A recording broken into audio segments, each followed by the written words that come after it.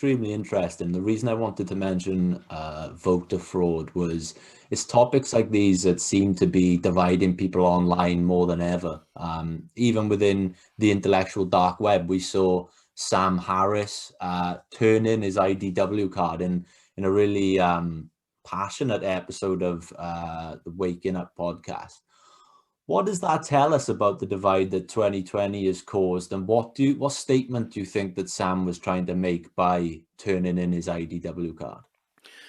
Well, I'm in a bit of a bind because although Sam did not mention me by name, I think he was clearly responding to me, at least, maybe not alone.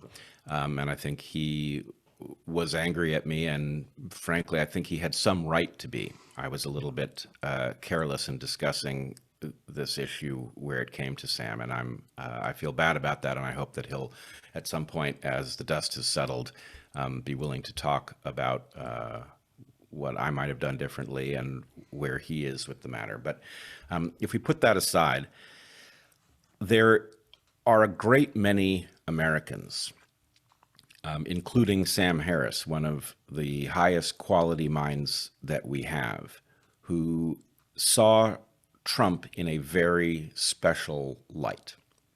And because they saw him in a very special light, the sense is, and in fact, Sam said very directly, that it wasn't that he didn't see the corruption of the system running in its usual form, but that the hazard of somebody as disconnected from reality and volatile as Trump inhabiting such a powerful office was so great that we were effectively obligated to sideline our other concerns until that threat had passed.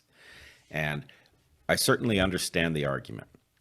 I don't agree with it, and the primary reason I don't agree with it is that the election of Trump itself was responsive to that corrupt environment. And, you know, one way to look at the American political situation is that we have different factions effectively involved in separate witch hunts.